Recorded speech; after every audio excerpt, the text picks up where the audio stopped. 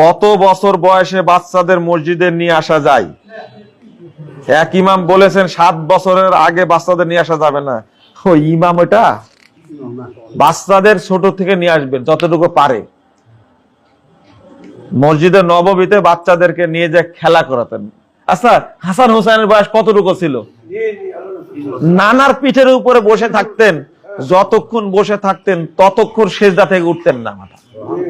তাদেরকে আদর করবেন, নিয়ে আসবেন সাথে করে। যে সমস্ত বেহুদ্দা মুসল্লি বাচ্চাদের রাগে, ওদেরকে বল ভাই তুমি আসো না, বাচ্চারা আসুক, খবরদার, এটা সুন্নাহ। আর এটাই নিয়ম করেছে বাচ্চাদেরকে প্রথম কাতারে দাঁড় করাতে হবে। কে বলেছে শেষ কাতারে রাখতে হবে বাচ্চাদেরকে? এটা একটা জাল হাদিস, একটা মুনকার হাদিস, এটা উল্লেখ করে বলে। বাচ্চাদেরকে নিয়ে আসবেন তো একটা মাসালা শুনে নেন। 7 বছরে সালাত শিক্ষা দেওয়া শুরু করবেন, 10 বছরে পিটা সালাত পড়াবেন। 10 বছর বয়স হলে বাচ্চাকে সিয়াম রাখাতে হবে, ফরজ সিয়াম রাখাতে হবে। 7 বছর 8 বছর থেকে বাচ্চাকে খেলনা দিয়ে সিয়াম রাখার প্রশিক্ষণ দিবেন। শুরু করেন 20 বছর বয়সে, তাই না? এই 10 বছরের সিয়াম ওকে করাই লাগবে জীবনে একবার, কোনো মাফ না এটা। আপনি কেন করেন না? 10 বছর বয়স হলেই তার উপরে সিয়াম ফরজ হয়ে যায়। রমাজানের সিয়াম ফরজ, ওকে প্রশিক্ষণ দিবেন 8-9 বছরে। বুঝাতে পারলাম না মনে হয় কি? বর্তমান সময়ে দৃষ্টি হেফাজত করা খুবই কঠিন হয়ে পড়েছে। দৃষ্টি হেফাজতের কিছু কি লিখবেন? পদ্ধতি বলে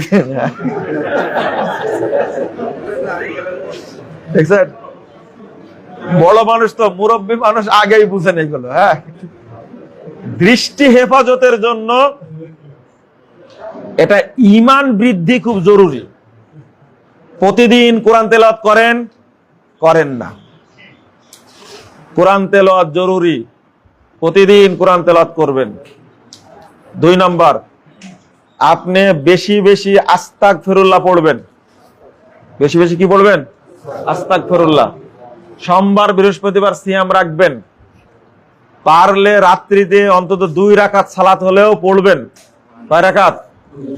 2 রাকাত সালাত হলেও পড়বেন। সর্বনিম্ন তাহাজ্জুদ হলো কয় রাকাত? 2 রাকাত।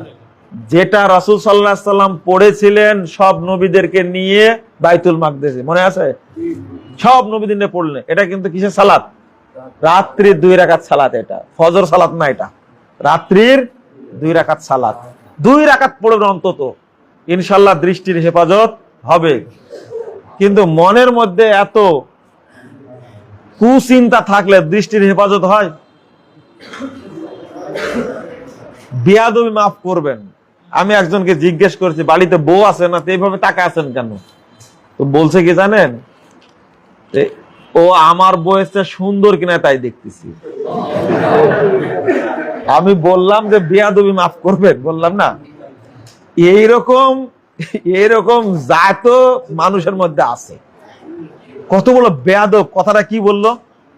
বাড়িতে বউ আছে, তো কম্পেয়ার করছে কি বয়সের তুলনা করছে, আমার বউ সুন্দর না ওর বউ সুন্দর। এর মধ্যে কোনো ঈমান আছে? তওবা। এর অন্তরটা, নিজের ঘরে বউ থাকার পরেও যদি অন্য নারীর প্রতি তার দুর্বলতা থাকে, দুর্বলতা বলে তাকে দেখতে চায়, তার সাথে কথা বলতে চায়, তারপরে ফেলের মতো তাকায় থাকে শিয়ালের মতন, এদের আত্মাটা ঘৃণিত, এদের আত্মাই ভিতরে নাই। এদের আত্মা কুকুর, শিয়াল, বানরের চেয়েও খারাপ এদের আত্মা। আল্লাহ যেন আমাদেরকে হেদায়েত দান করেন।